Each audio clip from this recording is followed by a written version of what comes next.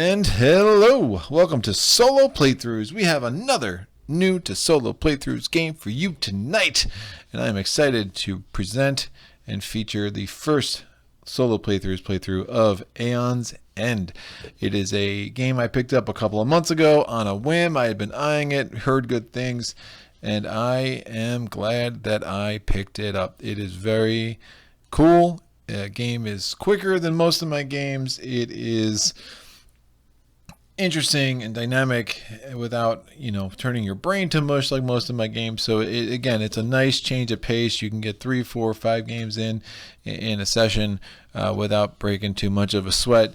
And I just like the mechanics. I find them interesting. I find the different mages really interesting that you can play with, and it's just a cool part of my collection now. We'll see where I go with it, right? I just have the base game, and we'll put a few episodes on the channel, and as we go I will decide how much I want to go down this rabbit hole, because Lord knows I have enough board game rabbit holes that I am currently digging myself into, and in a couple of cases out of. Alright, so here we are. I'm going to just take the 8 mages. I'm going to do true solo games. I'm going to do the 4, go against the 4 Nemesises, whatever the heck they are, from the base game, and I'll just go against each of them twice. I'm just going to go on the standard difficulty. I obviously think the true solo adds enough of a difficulty. I'm not going to worry about these increased difficulty rules. Now we're good. We're good. We'll just go the true solo rules. So let's go forward with a setup. Let's figure out which mage I'm going to be.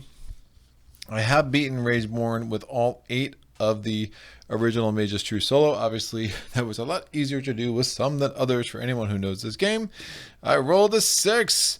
1, 2, 3, 4, 5, and 6. We have Jian. Someone's going to have to correct my pronunciations in the comments here, because, some of these names I am bound to butcher the living crap out of. So we have Jian. She is the Breach Mage Orphan. So when you have a true solo game, you are going to, again, you'll just be playing true solo. I bring it every time, don't I? When you're playing a true solo game, you're just going to be true solo. All right, next. My next words of wisdom will be, all right, you have to get the special card for your mage, and you're going to look at the starting hands. And what's my starting hand? The Moonstein Shard.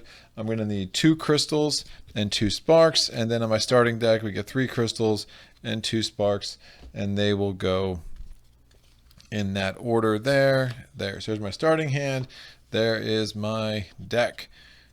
Ding, ding. Now we just have to put up our little breaches, and the breaches are going to go 1 and 2 will be open, 3 will be slanted that away and needs to be focused 1, 2, 3 times before it can be opened, if you're going to focus it the max, and breach 4 will be that way. It needs to be focused twice before it can be opened if you're going to focus it the max. Now you'll notice again there's those open signs there. You can just pay more to open it without focusing it the max, but we'll see that as that plays out. So I don't know, Aeon's End, the only complaints I've seen about it that are pretty consistent in all of the big review channels is that people really question the theme. Obviously, it's not a hugely thematic game. It's just fun mechanics, but I find the story somewhat compelling. I mean, the idea is you're basically the last human stronghold on Earth, and for aeons, you've been kept down by these awful creatures who now, after you have gotten strong enough to be a formidable opponent, they've decided the time has come that they are just going to put you out of your misery once and for all. And the only people that are standing in the way between the humans and these awful creatures are, again, all the mages, right? So the mages, the way that they can interact with these creatures and attack them and weaken them is through breaches. Now the mages, they're breach mages. They have found a way to access these portals between the humans and the breach mages, and you have to focus the breach mages, and you can set up kind of spells and do some attacks, whatever. There's 2 ways to win. One way to win is you go through the entirety of what the big dude is trying to throw at you, and then he's just utterly exhausted, and he concedes, I guess, in that sense, that you are just a formidable species and he will let you live. The other way is you actually do the 70 damage when you're playing as Rageborne. It's 60, I think, for one of the other Nemesi that comes in the box. But with Rageborne, it's 70, and it's nice. We have the health meter is Rageborne himself, so starting off with the big bad on the picture. If we can get him down to 0, he will be defeated. Now, with some of those mages, it's easier to do than others.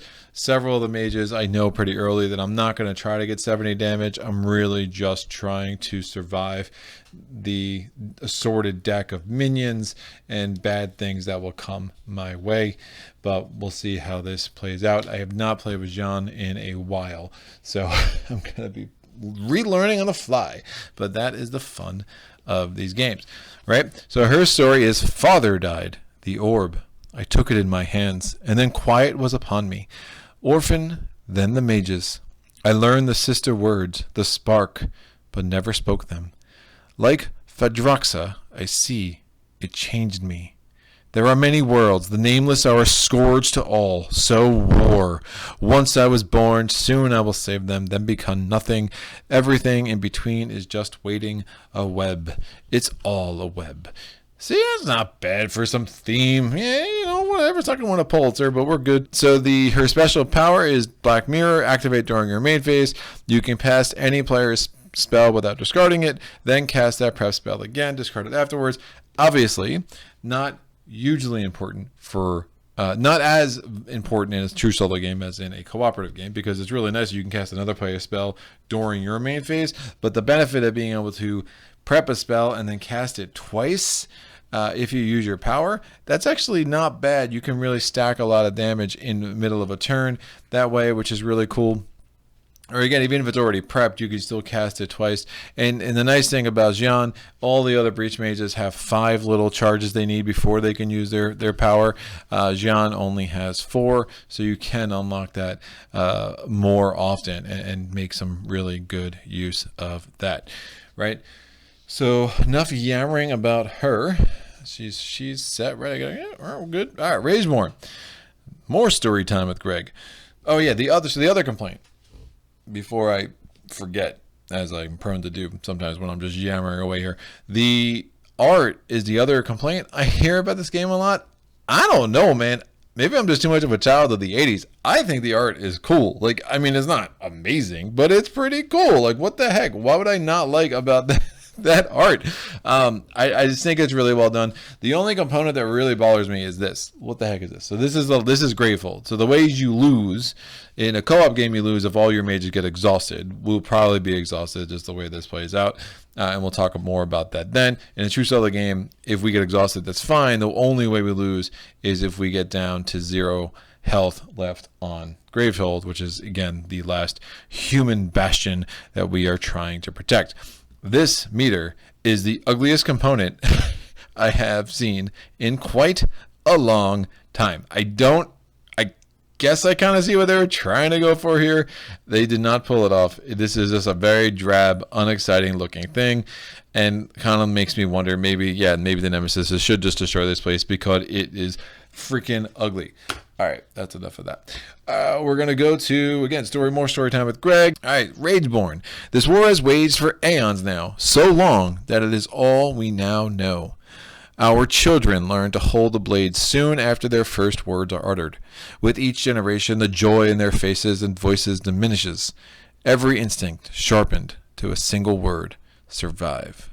Malistar believes the Nameless waited for us to become worthy foes before sending their champion, the one we call Rageborne. It is their executioner, here to quicken Gravehold's end. Never have I seen such anger, all of it reflected into the dead eyes of the rabid beasts it commands. When the breach is open, the beggars in Chasm Walk shout above the city bells.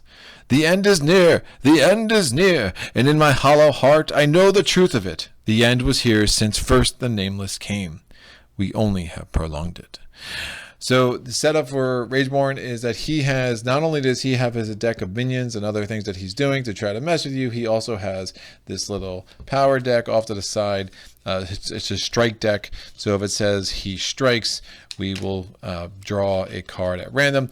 As anyone who's watched any other videos of mine knows, I don't really like shuffling very small piles of cards multiple times and then drawing. I just find that I feel like it doesn't feel random, and I end up just spending so much time shuffling just to try to make it sure it's random. So I'm just going to shuffle it a little bit each time and then roll the die.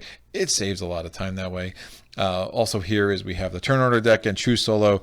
There are 3. So in a co-op game, what you would do is you would assign numbers, right? So if I was taking 2 players, I would get 2 turn order cards. The other player would get 2 turn order cards, so there'd be another one with a 2 on it, and we would shuffle in 2 Nemesis cards. In a true solo game, you actually just get 3 player turn order cards. Doesn't matter the numbers or the wild. I mean, there's a wild in the box as well. So as long as 3 of these cards indicate that we will have the turn, and 3 of these indicate that it will be Rageborne himself trying to usher in our destruction. All right. The other thing that happens with Rageborne's setup, so we've already set up his strike deck. We set up the turn order card. These are Fury tokens, right, which we'll deal with. We'll flip this over.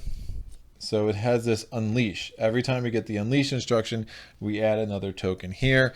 If at the end of any one of Rageborne's turns, he has 4 of those tokens on his board, he will strike and we will remove 3.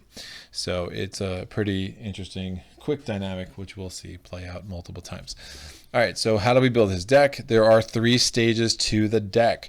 So these are 10 cards. 7 of these are basic cards that have the number 3 on it. So, right? And I've already just pre-mixed them with the 3 special cards for Rageborne because every Nemesis is different. And I have the Rageborne cards interspersed into the tier 3 cards. So we have the 3 Rageborne tier 3 cards and the 7 basic tier 3 cards, and this will comprise the bottom 10 cards, which is half of the deck in a true solo game. So I'm going to shuffle those up and we'll put this here. All right, now we're going to have to put the level 2 cards. So here are the 3 special level 2 cards for Rageborne, and we're going to need the 7 basic level 2 cards. There we go. I'm going to shuffle these. And we're going to grab 3 of these in a true solo game. And again, small amount of cards. What does Greg do? We're going to roll. I rolled number 6, so I won't know what these are. I mean, obviously I know what the Rageborne cards are. I just don't know what the special ones are. So we're going to bring in number 1, and we're going to bring in, there's only 5 left. You know, there we go, 5. We're going to take those 3 cards and these 3 cards, weave them together, do some loose shuffling, and these will comprise cards 5 through 10 in our deck, which is ultimately going to be 20 cards thick. So that goes there. And then finally, we have the 3 level 1 Rageborne cards. So we got our first minion in there. We got a couple of attack cards. And we're going to take the basic level 1 cards. 2 of them are minions. The rest are all sorts of other shenanigans. We will shuffle these up. And we're going to roll the die. We only need 1. So 2. So it's only 1 in the true solo game. I think in a 2-player game it's 3, but if it's a 4-player game it does go up to all 8, I believe. And we'll shuffle these 4 cards and put them right on top. All right.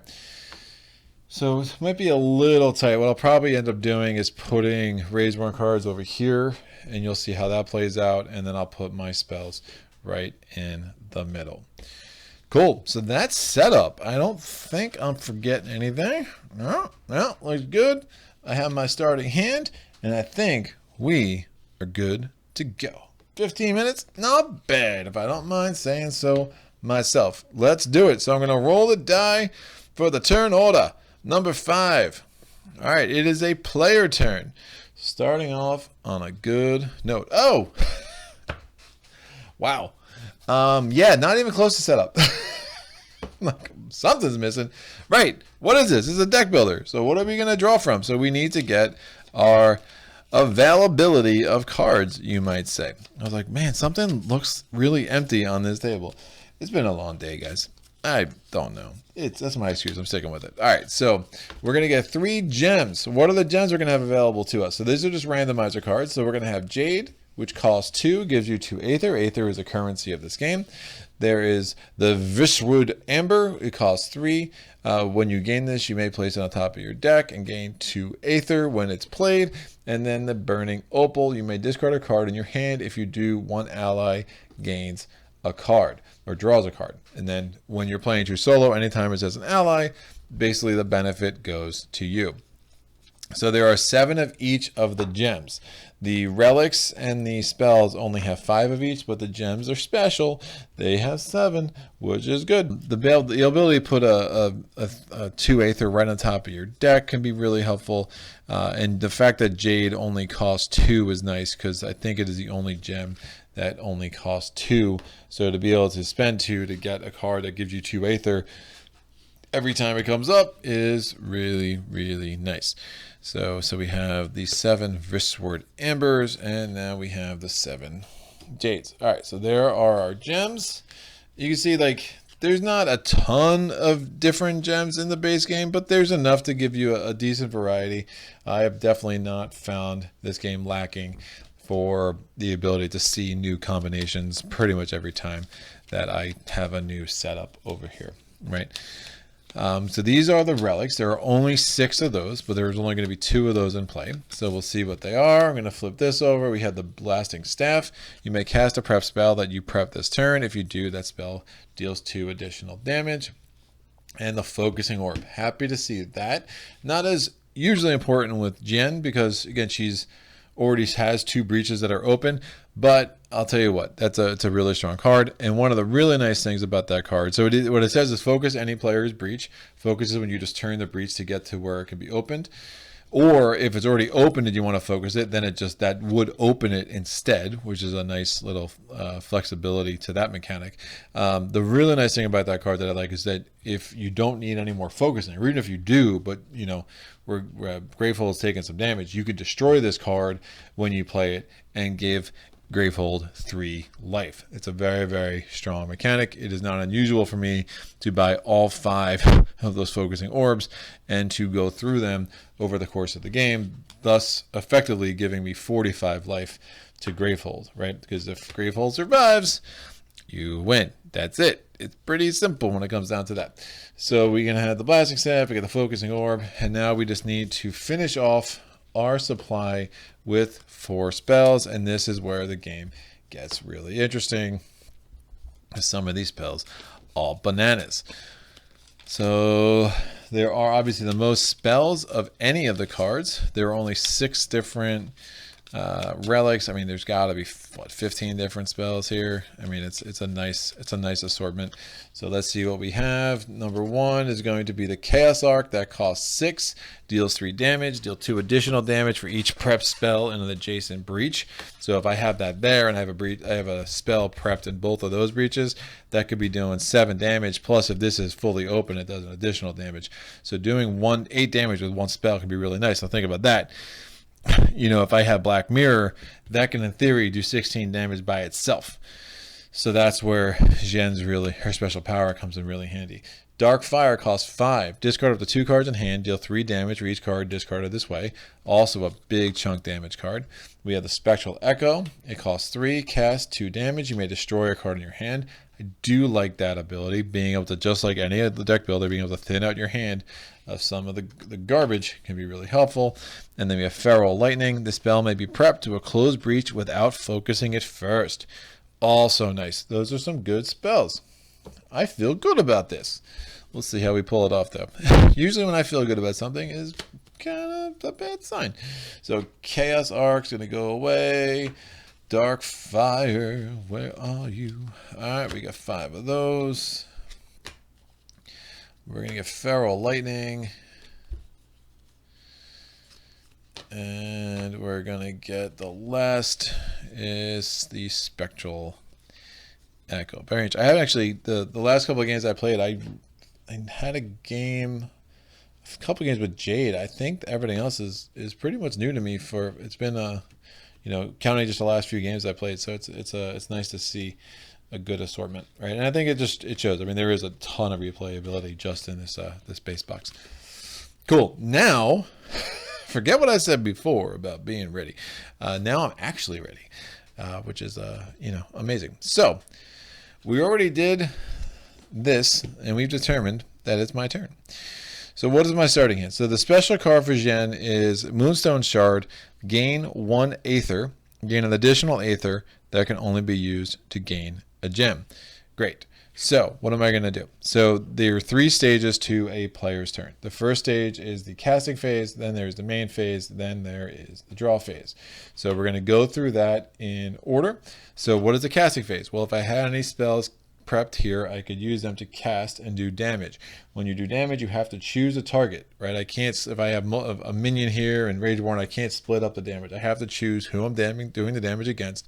But obviously I have no spells. It's the first turn. So now we're in the main phase. In the main phase, there are all sorts of things that I could do, right? I can buy things, I can prep things, I can do a bunch of stuff, but obviously your options will grow as the scenario goes on. I can buy a charge for 2 aether. I can focus a breach for 4 aether for breach number 4, 3 aether for breach number 3. At this point, I'm just going to prep spark to breach 1. I'm going to prep the other spark in my hand to breach 2. Now I have 1 aether, 2 aether, 3 aether, and if I buy a gem, I do have a 4th aether. The cool thing about aether is that it accumulates, like you get it as you play the card. I don't have to spend it all, and it just goes away, right? So if I just want to get a crystal out of my hand because it's not that great of a card, just like copper is in Dominion, I can get rid of it. Otherwise, if I didn't have a place to put a spell, I would actually be stuck with that card in my hand, right? So this allows me to get rid of all the cards that have aether, even if I don't spend it, and then we can go from there. So I can get something for 3, or I can get a gem for 4, or I can get as many as I want, right? It's almost like Clank in a sense. You don't need to worry about how many buys you have. I would like something that deals some damage. So I can't afford the burning opal. I could just get 2 jade with the moonstone shard, which isn't the worst idea. Spectral echo, starting to thin on my deck, wouldn't be bad. I would love to get the focusing orb, but again, that additional aether from the moonstone shard will not help me in trying to get a relic. So what am I going to do? I'm just going to get 2 jade. Let's get a nice base of money. Or aether, I should say. Aether production. Yeah. Cool. I'm going to pick up. So the last phase of a player's turn is a drawing phase. I draw. My hand is a crystal. It's another crystal. It's a crystal. Hey, what's this? Oh, it's not a crystal. It's a spark. And we have another spark. Cool. Player turn is over. We roll. I rolled a 5. Not helpful with only 4 cards. The next card to come off is a Nemesis turn. So it's very similar. The Nemesis has his own phase, and I'm going to have to do this a little differently than I normally do to try to get this all to fit, and I'll just put his cards here.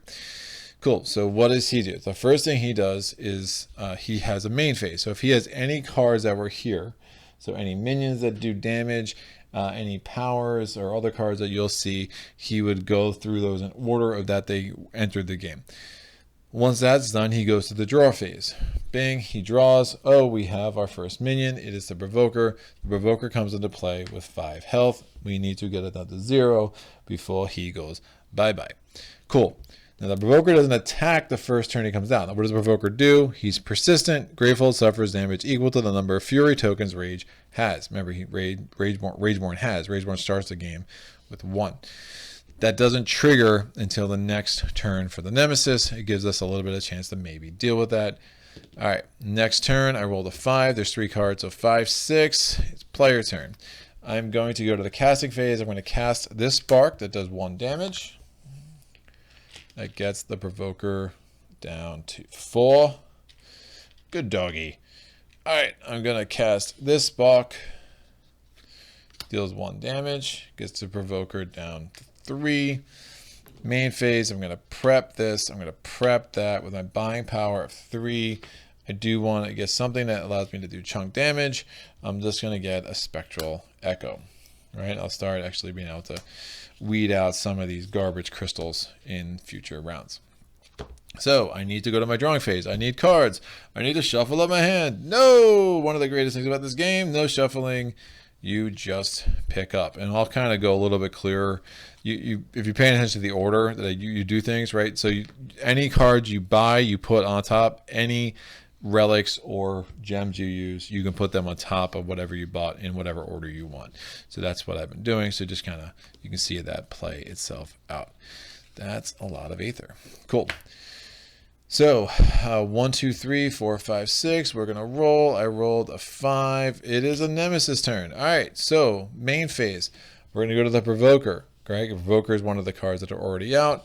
Gravehold suffers damage equal to the number of Fury tokens. That's 1. Gravehold's health goes from 30 to 29. Now we go to the draw phase. Unleash. If there are 2 Nemesis turn order cards in the turn order discard pile, there are. Unleash is 2 more. That's really bad. 50% of the time you're going to get this where it's the second card in the round. 50% of the time you get it with the first card in the round. It can make a huge difference in how a game plays out. All right, so this is just an attack card. Unrelenting Ire. You carry out the attack, then the card goes away. There's no persistent effect, unlike this minion. Now, end of Rageborne's turn, there are 4 Rage Fury tokens there. So what we're going to do is discard 3, and we're going to roll a die and determine what's happening from the strike deck. I rolled a 4. There's only 6 cards there. The player with the lowest life suffers 2 damage. All right, so one thing I forgot. Jian started with 10 health. She now just lost 2. She is down to 8. If she loses the rest of the 8 health she has, she will be knocked out, and we will have to do certain things that are not good. But that could be worse. Losing 2 life is definitely not one of the worst things that can come out of the strike deck, and that is for sure. So, little unfortunate sequence there. And now we're going to put the strike deck back again. Just do a quick shuffle because I'm going to roll a die anyway. And now we go to the next card. I know it is the player turn. So I'm going to cast the... so I want to cast... there's probably no point in casting that right now. I'm not killing the Provoker anyway. So what is my situation? So I'm going to go to my main phase. I have 2 Jade. 2 Jade. That's 4. 5, 6 if I buy a gem, but because of the Moonstone Shards, 7 and 8. So I'm going to buy... So it's only 7 if I don't buy a gem. But if I buy at least 1 gem, then it will be 8. I want to buy the Focusing Orb for 4. It's not a gem. And so this Jade is pretty much used. And now I have 3 more or 4 more from buying a gem. Again, none of the gems for us 4, which is a little unfortunate. Again, I don't want 2 more Jade. That's probably not the greatest idea.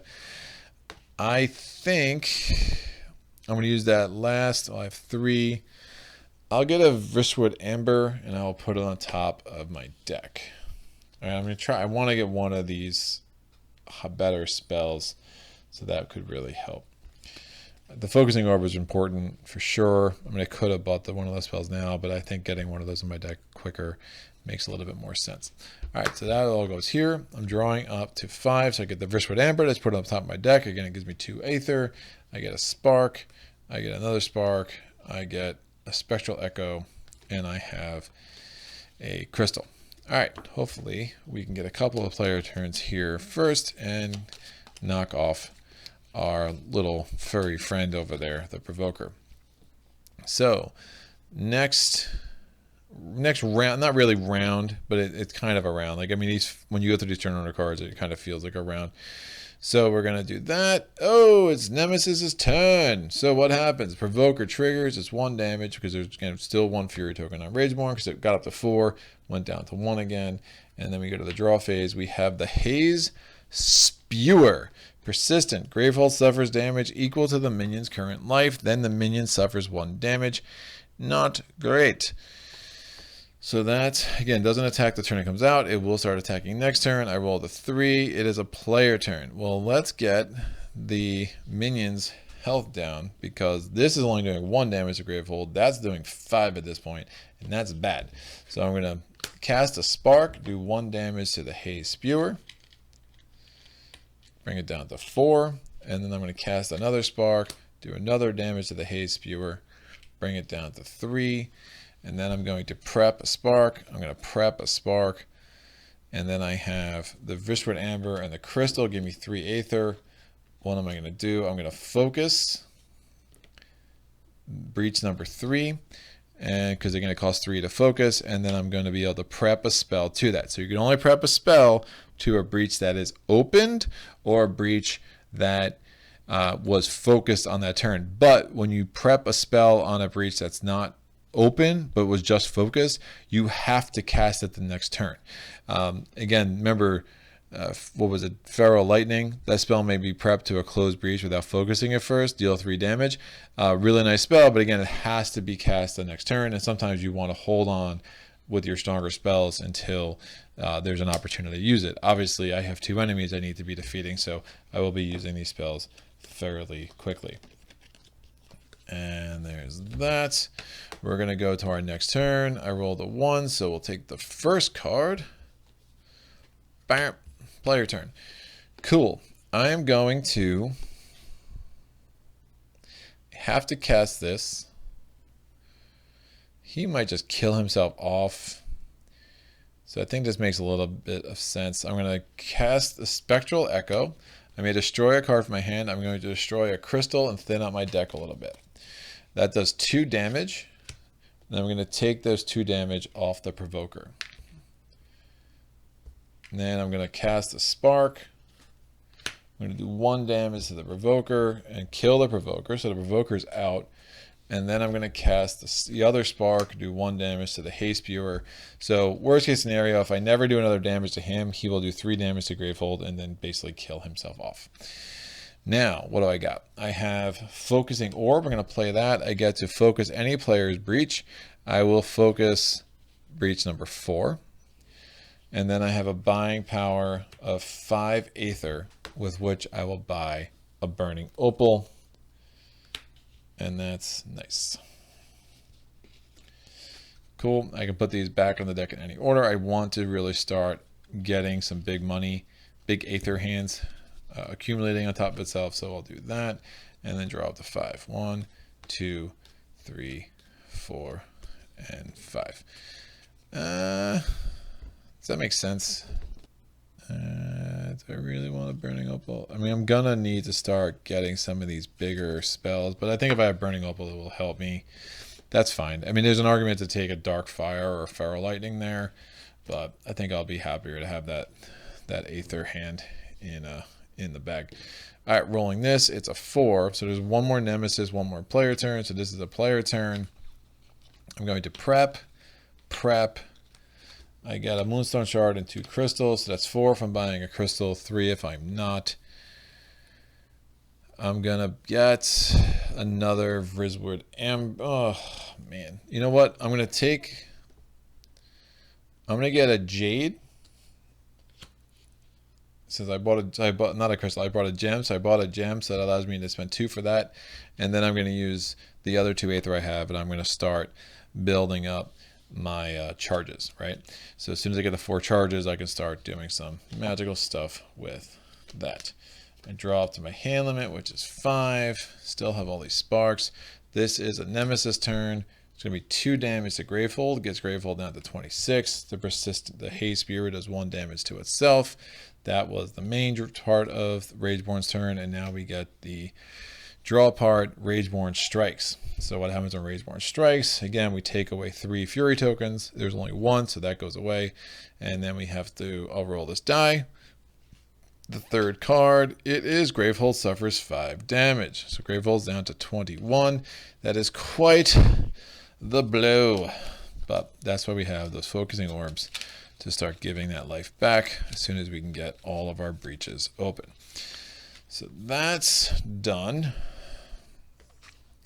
We're going to get these ready.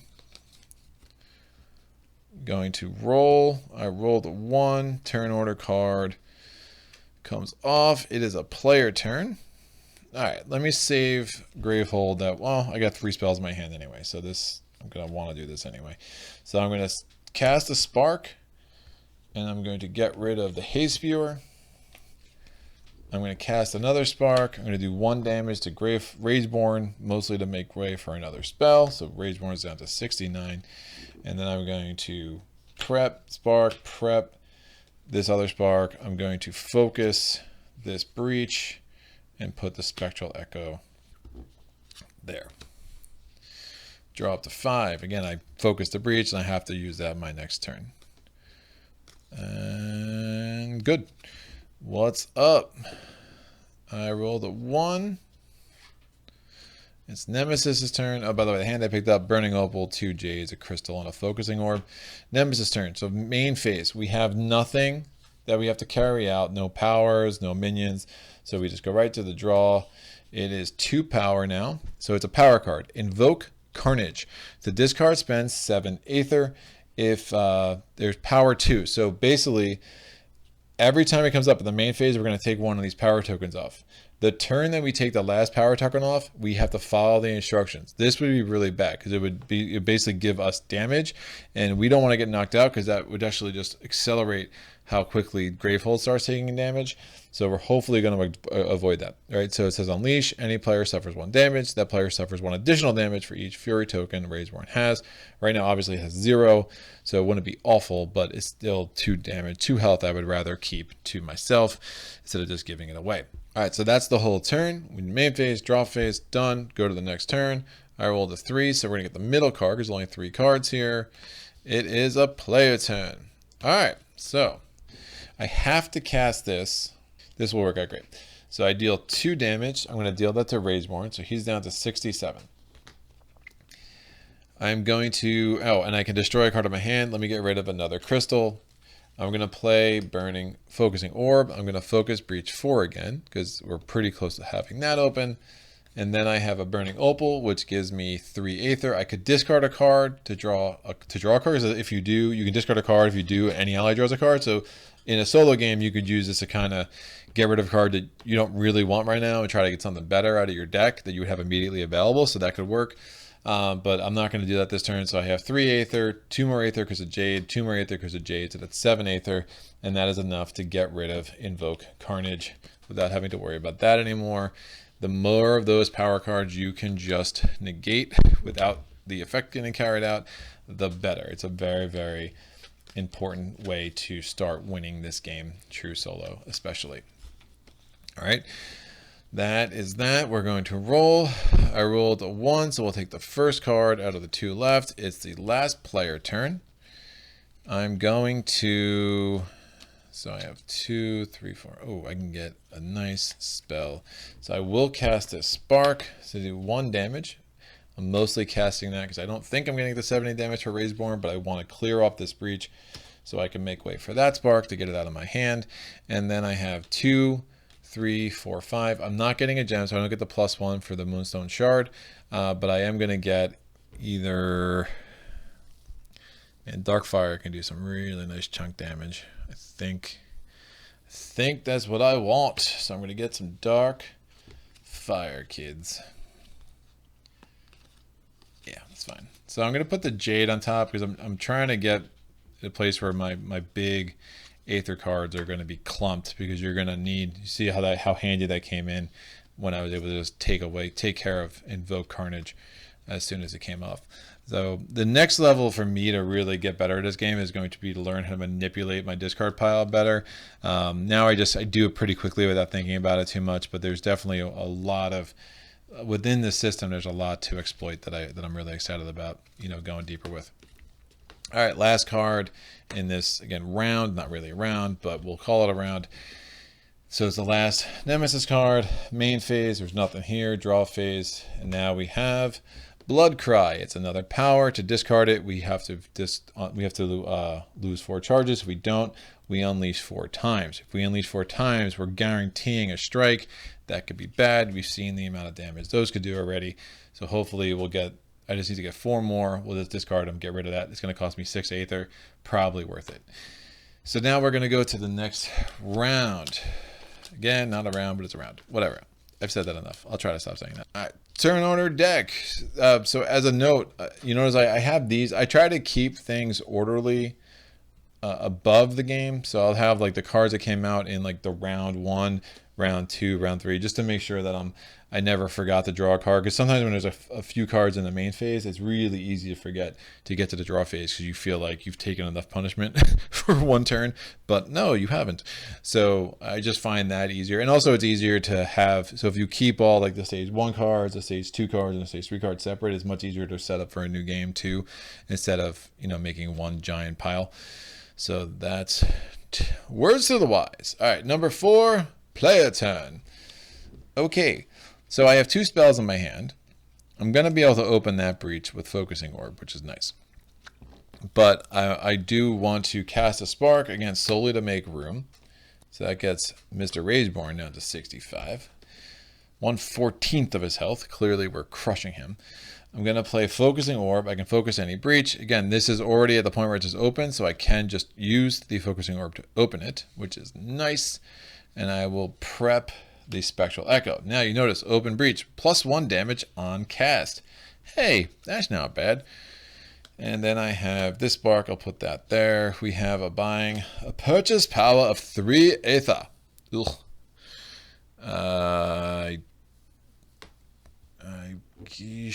I'm tempted to get a Vristward Amber, but I'll try to make this easier. Hopefully we don't have that happen. So again, there's definitely a chance we'll have 2 Nemesis turns in a row, and then I won't have any chance to take care of Bloodcry.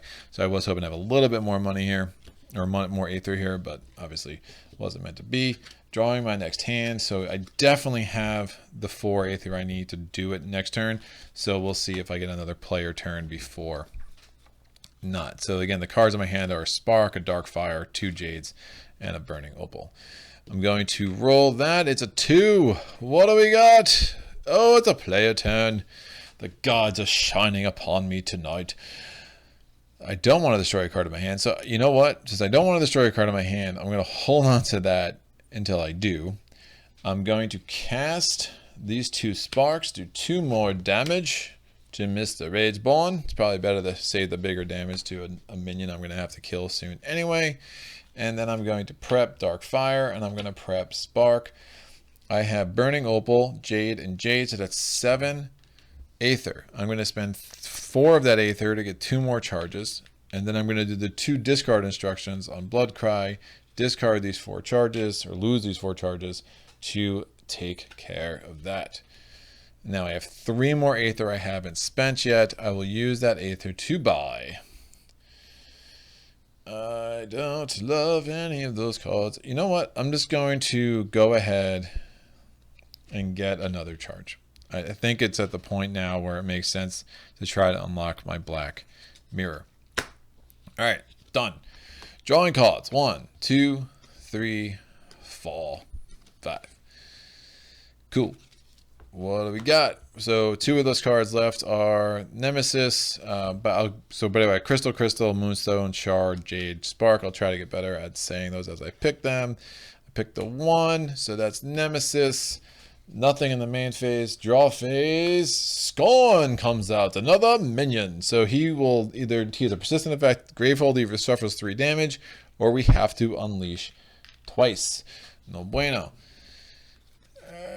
3. Yeah, I've really set up to pretty much take care of him fairly quickly, which is nice. Not gonna complain. There's 1 player turn and 1 Nemesis turn in there. Roll the 6. We'll take the second card. Of course, it's the Nemesis turn. Oh, Gravehold, do I want you to suffer 2 damage or not? Man. All right, I'll unleash twice because I just think that makes more sense. And then we're gonna draw. Ooh, Needle Maw. So the Needle Maw is gonna do 2 damage to Gravehold as a persistent effect. So if I don't do the unleashing, it's 5 damage between the 2 of them, which is bad. I normally don't do the unleash twice, but I'm just looking at where I'm at right now, and I don't like the fact that Gravehold's already down to 21, and we're not even close to the... I mean, we're still another whole round away from those level 3 cards, so I'm just a little bit worried about that.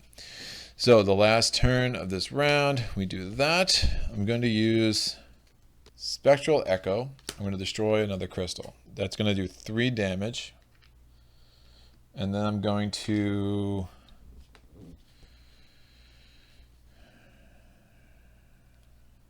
We're not. If I add closer here, I was thinking about using Dark Fire twice, but I'm not going to be able to get to. I don't have 6 aether. Even if I kept that crystal, I won't have 6 aether, so that's fine. I'm going to discard, and again I did 3 damage to Spectral Echo because against +1 damage on cast. I'm going to discard. Looking at how much energy I want to have here. That's fine. I'm going to cast Dark Fire, discard up to 2 cards. Now you do it in that order. Again, you see the spells you cast, you put in your discard pile, and then you carry out the instructions. So discard up to 2 cards in hand, deal 3 damage for each. So I'm going to discard my Moonstone Shard and my Crystal, and I'll put it in this order, and that's going to give me 6 damage so I can take care of Scorn. He's a gunner. And then we go to the main part of my turns. I'm not going to cast Spark yet. I'm going to prep this Spark, and I'm going to, with my Jade, I'm going to get 2 more. I'm going to spend 2 aether on 1 more of those charges. All right. Drawing on my hand, so I have a Crystal, a Wristward Amber, a Focusing Orb, a Spark, and a Spark. So 11 damage to Needle Gnaw, and all my big spells are buried in my deck a little bit. So we'll see how this plays out. Hopefully we can get him destroyed before Gravehold gets too much damage on it. So we're going into the next round. I pulled a 2. Nemesis. Gravehold suffers 2 damage. So we are down to 19. That was the main phase, the draw phase. Unleash twice and Gravehold suffers 3 damage, or put the most recently destroyed minion card in the Nemesis discard pile back into play. Ooh, man. So that means 3 damage and we strike. And that's not good. It's really not good. I do have some big spells though. Those strikes really worry me, and especially I don't want to get knocked out. Fine, I'm going to put Scorn back into play. Just fine. Not great. We'll see. So I rolled a 6. There's only 4 cards left in the turn order card. That's a 3. Oh. So, shoot. So there's 9 health on Scorn. So Gravehold is going to suffer 5 damage. Now remember, I still have those focusing orbs, so I can give some health back to Gravehold as I go. So I went from 19 to 14. Where then these are all player turns, right? So it's a little unlucky to get 2 Nemesis in turns in a row, but now we know the next 3 are all us. So that will give me plenty of time to get my big spells and hopefully wipe these guys out. So, my turn. I'm going to cast this Spark for 2 damage. Oh, I never drew. I didn't draw. I did not draw. Right. I forgot to draw. I told you it would happen. So again, when a lot of stuff happens, sometimes that's why I keep it up. It's like, wait, I'm 1 shy. All right, we got to go to the main phase.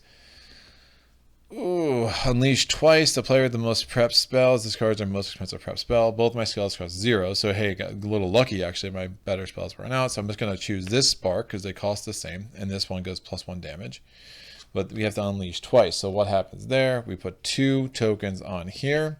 And then since there's 4 tokens on Rageborne, he will strike at the end of his turn. 3 of those tokens go away. I'm going to roll that. I get a 1. Any player suffers 4 damage. So if I get that card again, I am knocked out, which is really bad. All right, so now we have 3 player turns in a row. Now that we took care of that mess. All right, first player turn. I'm going to cast this Spark, do 2 damage. I'm going to prep. I'm going to play the Focusing Orb to focus this. So it's going to open on its next turn. And actually, I won't prep the second one. So I prepped, I used the Focusing Orb, and then I'm just going to use these 3 to open and prep. That's just a more efficient use of that turn. So the next time I get the Focusing Orb, I can actually trash it and give myself 3 health back for Gravehold. So I draw up to 5, 1, 2. So Burning Opal, Jade, Spectral Echo, and Dark Fire. that could be a nice combo for me. Next turn, player turn, I'm going to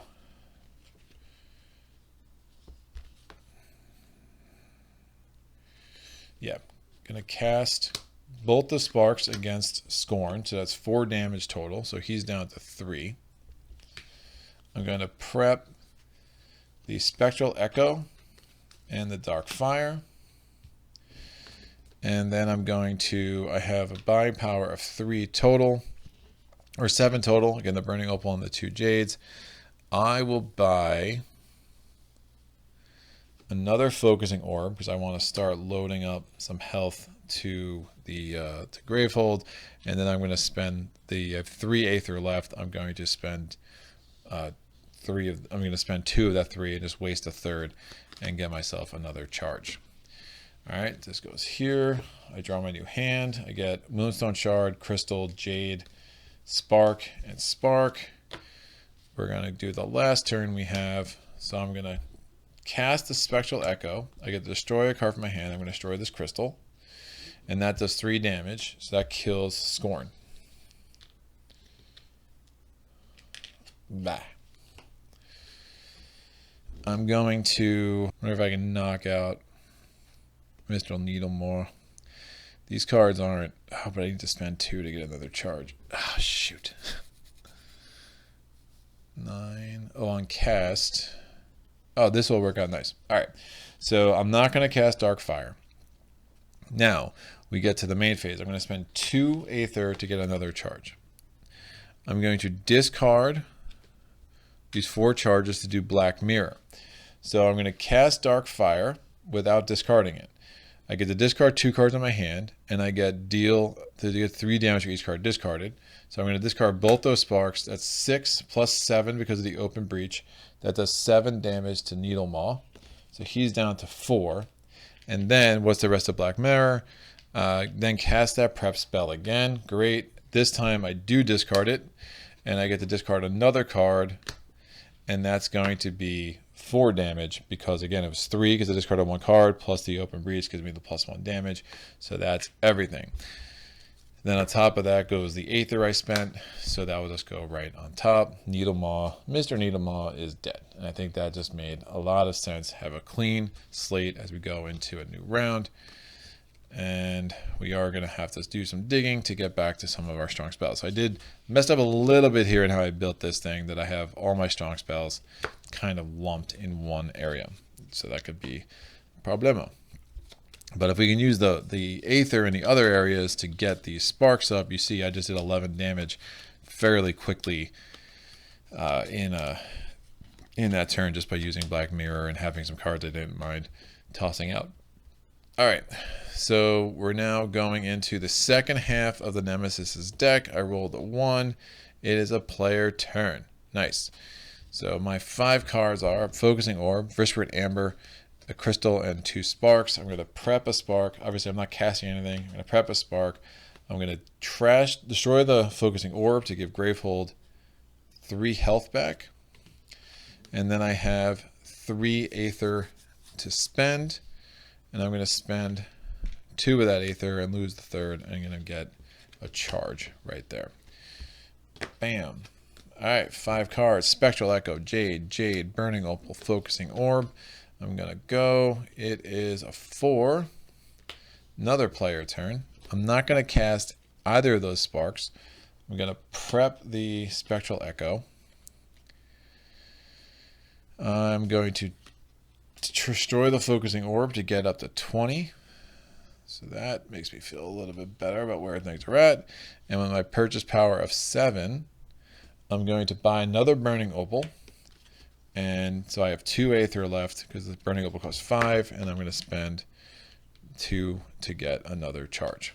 1, 2, 3, 4, 5.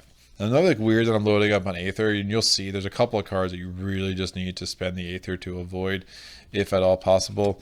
The other thing too is there's going to be some cards that are going to come out that are going to destroy cards on my deck. So like, even if you like, oh, I'm good, I have enough aether, like you'll be surprised. Things can change really quick. And I've already thinned out my deck a fair amount with some of the the crystals. So generally speaking, when cards get destroyed from my hand, they're going to be cards that I really want. So I rolled a 3, so we're going to get the middle card. Are we going to have 3 player turns in a row? We are not, which is kind of good, because you have 3 in a row, you have 2 Nemesis back to back. Sometimes you're in a place where you just can't respond to things you want to respond to. Main phase, there's nothing here. Draw phase. Bam! Any places, oh, here we go. Any player places their discard pile on their deck. Oh, this is bad. Then shuffles it. So this is like the one time you shuffle, and now we're destroying how many cards? 4 cards. This is gonna be brutal. All right, here we go. Destroying 4 cards. We destroy a crystal. Don't care about that. A jade could be worse. A wristward amber could be worse. And a burning opal. Yeah, that's the one I was hoping not to lose. But at least we know where we stand. So I have jade. So yeah, I'm definitely going to need to get some more aether now. So, all right, then unleash twice. So there's only 3 here, so it's not going to strike, which is good. That will go there. We're going to do this again. It's a 4, so we'll take the second one. Rock on. So I have 3 spells on my hand, so that means I better start casting some things. So I'm going to cast this spark and this spark, do 4 damage to Mr. Rageborne. That's 59. He's down to. I'm going to prep Darkfire. I'm going to prep the spark, prep this spark, and I have a purchase power of 3, but 4 if I buy a gem. I'm going to also want to get some more on top of here. I'm going to buy, yeah, I need some more moolah. So I'm going to put the wristward amber on top of that. I'm going to draw up to 5. So we see how much money I have to work with here. I have 3, 4, 5, 6. So that's not enough, but we're fine. Nemesis turn. All right, so last one on the round. Main phase, nothing. Draw phase. It is. Well, that's brutal. So it's power 1. So the next, again, we don't really have, so it's reality rupture. Discard, to discard it, we have to destroy 2 prep spells that cost 3 each. That's probably not happening. So we're going to unleash 3 times, which basically means, hey, we're going to strike once, and hopefully we don't get the thing that wipes away the rest of my power, because that would make me sad. But yeah, I don't see how I would destroy 2 of my spells to do that. I don't have enough spells in my deck to really be considering that even. So we'll go to the next round. I rolled a 6, not helpful. We have a 4. It's a player turn. All right. Do I have a spell? I do have spells in my hand. I'm going to cast this spark. I'm going to cast this spark. Now notice I'm not going crazy trying to kill Rageborne. It's just really hard to do. My deck's really small, but again, Dark Fire requires me to discard cards, which is going to be really hard to do as well. So getting through 70 health is really bad, especially when some of his other minions come out. So I just find it better just to be like, all right, let me play it a little conservative here, just try to survive, especially that Focusing Orb is going to give me ample opportunity to keep giving health back to Gravehold. So I'm going to prep this spark, prep this spark. I have a purchase power of 6. Let me get a second Burning Opal, and now I know I have a nice powerhouse of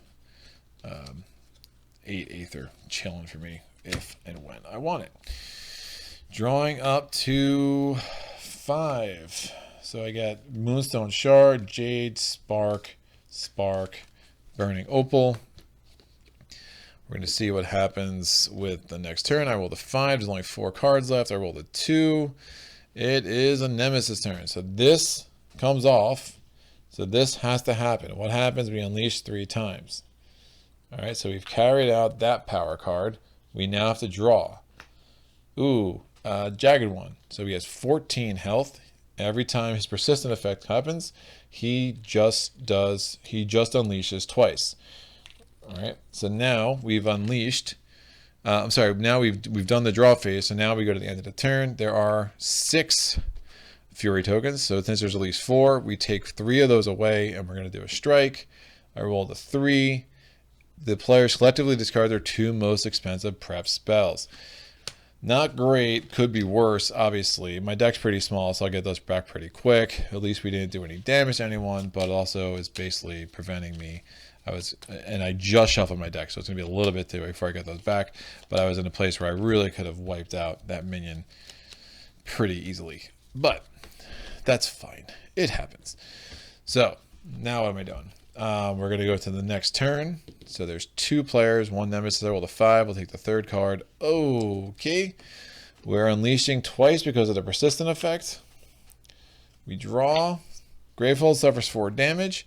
And the player with the lowest life suffers 4 damage. That's a non-starter. Or we shuffle all of the Nemesis turn order cards back into the deck. Alright, we're doing that. So we're going to take these 2 Nemesis cards. They come back in here. And basically, their Nemesis is going to have, Rageborne's going to have 4 turns to R2 this round, which is not great. But we'll see. So the draw phase is over. And what's going to happen, he does strike again because there's 5 tokens there. And we're down to 2 because I took 3 off. I rolled a 4. The players discard the 2 most expensive spells. Again, getting nice. Look, if you already took away my best spells, fine. Take my sparks as well. I will deal with that. At least we are not getting smacked upside the head. Right, so that will work for me. So that goes there. We're going to turn order. I rolled a 6, not helpful. 5, come on, 1 through 4. I rolled a 1. It is a player turn. What am I doing? All right, I'm prepping Spark. I have 3, 4, 5. Problem is if I get knocked out, spending money on charges is just a giant waste. So I have 5 to get a spell or 6 to get a gem. I'm going to get having Chaos Arc would be nice, but I just don't have the the 6. I've been very concerned about getting money, obviously. I'm gonna get, I don't know if getting another dark, my deck is so small, I just don't know if getting another Dark Fire makes a lot of sense. Let me get the other Burning Opal. And then I really just want to load up on Chaos Arcs. And I know I have these spells here, so that's fine. So I'm drawing 5. Dark Fire and Spectral Echo, so they're finally back in my hand. So I have Spectral Echo, Dark Fire, Jade, Whispered Amber, and Burning Opal. We get, remember there's going to basically be 4 Nemesis turns this round, so we get 2. Unleash twice because of Jagged One. We go to the draw phase. Yowza. So we get a power. If I don't spend 4, the player with the most charges suffers 4 damage and loses all their charges. That's really bad for me. I do have 7 in my hand, but remember it's 50-50 whether the next turn is going to be a player turn or a Nemesis turn. So hopefully it is a player turn. Ah! Oh, wait, before that happens, this goes off because, again, there were 4 there. Strike, Gravehold suffers 5 damage. So Gravehold's down to 15. All right. So that happens. We already rolled for the Nemesis turn, unfortunately. So what happens? We unleash twice. Doomed Aegis comes off. So what happens? The player with the most charges suffers 4 damage. That knocks me out and loses all their charges. Well, when you get knocked out, you lose all your charges anyway. So that's not really a big deal. I also lose one of my breaches. And additionally, we have to, and this is something I forgot, I was not doing it for a long time. We unleash 2 more times. So it's a pretty brutal sequence of events. And the additional thing is if I have to take any more damage because I'm knocked out, we double the damage and we apply the Gravehold instead. Not great. And I had the 7 on my hand, which is super annoying. So basically we were 50% for me to really avoid a lot of that. But it happened, so here we are. And now we're at the end of... we still have to draw, believe it or not. So draw, unleash twice. The player with the most open breaches destroys 4 cards in their hand or takes 4 damage. Obviously can't take 4 damage. So I'm destroying all my aether. Wow. I'm destroying all of those. I'm destroying a spectral echo, a jade, a Vrishford amber, and a burning opal. And that's done. And now at the end of Rageborne's turn, it's going to unleash because obviously there were 7 Fury tokens there. We're going to roll for the strike card. The player with the most open breaches suffers 3 damage. That means that Gravehold suffers 6, so Gravehold is down to 9. So you see how that turn of events just went really badly for us. Wow. All right. Let's see. Let's see if I can somehow pull this off. I just lost all my aether. Well, I mean, it's one of the reasons I was buying a lot of aether, to be quite clear. I even said that when we were doing it, so it's not hopeless. It's just somewhat hopeless. Turn on our deck. Bam. I'm going to cast the spark. I'm going to cast the other spark. Oh, wait. Yeah, we did that. Just making sure. So the next, so it looks weird. There's 4 there, but then remember there was up to 7. So his next turn, he will be unleashing. He'll be striking again, guaranteed. So I'm going to do 4 damage total to Jagged One. I'm going to prep Dark Fire. I'm going to draw up to 5 Spark, Burning Opal, and Moonstone Shard. I still have 2 Burning Opals, which makes me feel a little bit better about life. I might be able to piece something together here. The problem is I need to discard cards to really get any effect out of Dark Fire, and I'm not using Black Mirror the way I would want to. All right, turn 4. What do we got? Nemesis. Of course it's we're unleashing twice. Next card is, it's going to be 8 to discard. This is the one where I really want 8. It's power 2. If that comes off, Rageborne, if I don't spend 8 before that goes away, it's rolling death. Rageborne strikes twice. Obviously a bad thing. So Rageborne's going to strike once now because it had 4 Fury tokens on its thing. It's 6 actually. We get the player with the lowest life suffers 4 damage. That means that Gravehold suffers 2 damage. I'm sorry. That means Gravehold suffers 4. It also means I need to buy a focusing orb with the quickness to try to get some health back into Gravehold. Next turn, it's a 5. There's only 4 cards left. It's a 4. Player turn. Hey, we have those. Nice. Shoot. Can't kill the Jagged One. I don't want to discard these cards. I just don't. Because I need to do some things.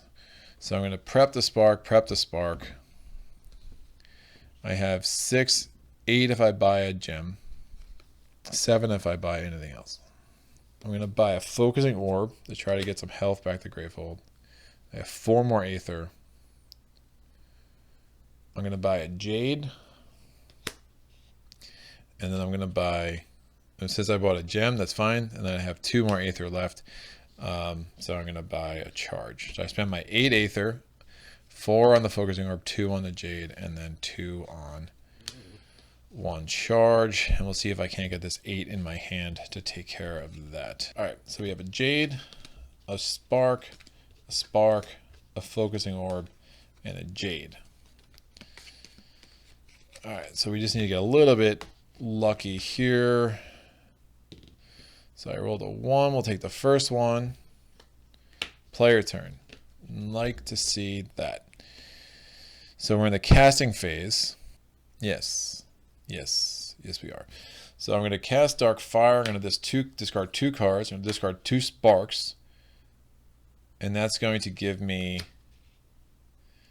7 damage. I'm going to cast this spark for 2 more damage. Again, because these 3 and 4, breaches 3 and 4 both cast 1+. And then I'm going to discard that spark to finally kill Mr. Jagged One. Nice. Alright. I have nothing to prep. I'm going to destroy the focusing orb to give 3 health back to Gravehold. And then with my purchase power 4, I know what's in here. It's the Moonstone Shard and it's 2 Burning Opals. And so I'm going to hold on to one of the jades. I'm going to spend the other jade and spend that aether and get another 2 aether here. And now when I draw my hand, so since I didn't spend that aether, I keep this in my hand and I draw up the 5. So burning opal, moonstone shard, the jade I kept, and then a dark fire.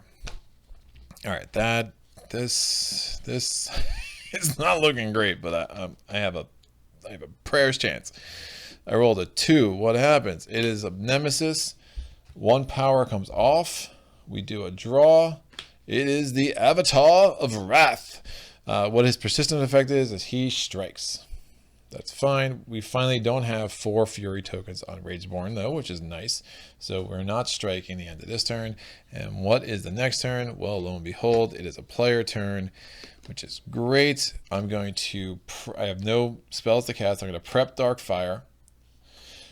So you don't even know I'm knocked out. I can still use the charges, right? I lost them all when I got knocked out, but it doesn't mean I don't... I'm still Jian. I still have my special power. Just I was dazed because I was hit so hard in the head, clearly. So I'm going to... That's 8 aether right there. I'm going to discard the Rolling Death. And then I have 1 aether left, or 2 if I buy a gem. I'm just going to put the Moonstone Shard and then let that aether go into the clouds, which is fine. 1, 2, 3, 4, and 5. Oh, not enough jade. Oh, I'm 1 short from doing some cool things to that guy. That's fine. Oh man, this is crazy. This is not great. 4, if I do that. 7, 9, 11. Oh, I'm shy of killing him, which is obviously a big concern. He's striking every time. Oh, I don't have another focusing orb either. I've destroyed all my focusing orbs. All right, so you're going to need to get a bit lucky, but we shall see. So there's 1 card that would give a player 4 damage, which obviously would be 8 to Gravehold, which means I die. The other strike cards I would all survive. The good thing about the strike cards is that even if he strikes, again, every time Rageborne strikes, those tokens go off. So it will help preventing end of turn strikes, but obviously not a great situation here. I rolled a 2. What do we get? It's a Nemesis turn because it's all I roll. So Rageborne strikes. We take those 3 tokens off. Is it the end of the road? Say no. The player with the lowest life suffers 4 damage. Oh, that's not good. There's another card that just gives Graveholds 4 damage. And we haven't seen it yet. So I'm probably not going to make it. We have to do a draw. Unleash 3 times. Did I miss it? Maybe I already got it. Nah, there's another card that gives Graveholds 4 damage. Yep, there's another card that gives Graveholds 4 damage. So it's the end of the deck. I don't think I'm going to be able to heal in time unless the next 3 are all player turns. All right, so we unleash 3 times, and then the player selectively discard cards in hand equal to the number of Fury tokens Rageborne has. So I have to discard 3. It's fine. Next turn. 3 player turns in a row, please. You gotta be kidding me. Alright, this is it. Oh, that goes over here. Rageborne strikes because of the Avatar of Wrath. I pulled the player selectively discard the 2 most expensive spells, which is probably the best thing I could have pulled there, but I'm pretty sure this is going to kill me. Unleash twice. Gravehold suffers 4 damage, which brings Gravehold to exactly Zilcho. Yikes! Oh, it's so frustrating. Man, yeah, it really can turn on you. It can really turn on you really quick. Built my deck. Something was going on. I ended up not as many. I wasn't getting 5 enough, and I just wasn't getting as many spells, and then I just wasn't getting the aether. I had to spend aether on other things instead of, I only used Black Mirror once. It was super effective. Might have wanted to rethink what I did here with Scorn. I think that might have put me behind the 8 ball, but the other option wasn't great. Unleashed twice and Gravehold suffers 3 damage, and then we would have had a strike. Definitely had some prep spells that went away, but obviously that saved me some damage. So, it's an interesting puzzle, True Solo. I know a lot of people really swear by this game, multiplayer. I like it, True Solo, but who's surprised? If you've seen how I play the games I play, I like thinking deeply about one character and trying to improve that strategy and not having to worry about other moving parts, so to speak. But cool game. We will come back. We will have to fight again against Mr. Rageborne in the future. Again, knowledge of his deck helps. I knew that last card was there. There were a bunch of cards that were bad for me, for sure.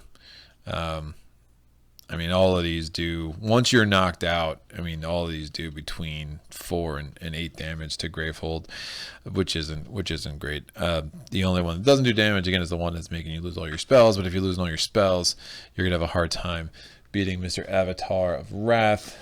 I just kept having to trash cards. See how many cards over here that were really solid. I have 2 burning opals. Oh, the focusing orbs and the crystals, obviously I don't care about, but the spectral echo was actually proving, pretty helpful. And I only had 1 other spell. So yeah, it was I never got a chance to spend the 6 on that chaos arc. I kept spending the 5 on the burning opals, but obviously we saw why I needed those. Those strikes really, really add up. You only start with 60 health, and like one of these cards is just 5 damage to Gravehold. You start with 10 health yourself. One's like 3 damage to Gravehold, 1 to you. When you don't have a spell or a relic that's giving you any healing, you really can put you in a place where pulling out a victory is hard. But that's why I do get excited with the focusing orb. But I still don't know how I was getting 16 damage. Well, if I could have just survived that, right? If we want to kind of play this out for kicks, say I had 1 extra health, my next turn, I just have this. I know I have 3 turns in a row, right? So I'm going to spend the 2 for Jade to get another charge, and I'm going to prep the Spark.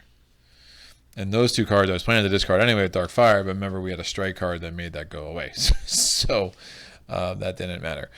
So then I come back here, I draw up my opening hand. Burning Opal, Jade, Moonstone Shard, Spark. This goes here. And because at this point, all I need to do, he's out of cards in his deck. All I need to do is kill the Avatar of Wrath, and we're done. Like, game's over. There's no power cards. There's nothing else in front of Rageborne. It's all that matters. If I'm there, I can... Doesn't even make sense to cast that. I'll prep that. I have 4. Well, that could be interesting. So then I have 8 aether here. So I can spend 2 aether to charge this up. I will use Black Mirror to cast this twice. That's 4 damage total. And then I have 6 more aether. And what I would do... And then I have an extra aether with Moonstone Shard, which I would just obviously waste. And what I would do with that is I would put those 3 there. And then on my third turn, 5 player turn, I would cast this for 2 damage. And then in the main phase, I would prep Dark Fire. I would pay 2 for Jade, and then I would use that to cast Dark Fire. I would discard 2 cards for 7 damage.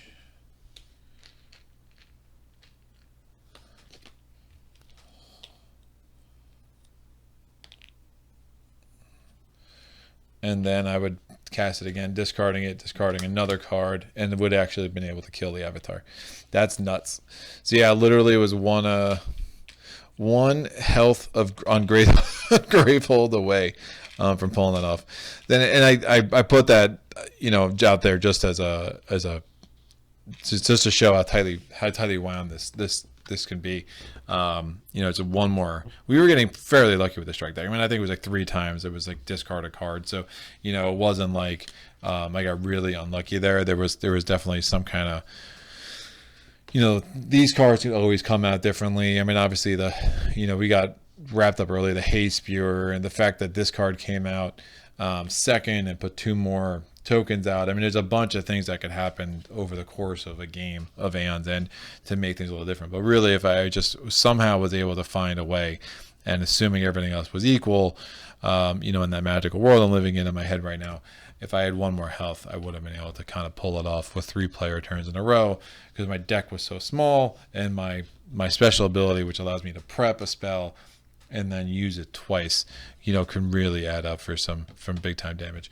But I think not getting a Chaos Arc, as I'm looking at these cards litting over here, not having a Chaos Arc in my deck at any point was clearly an oversight on my part.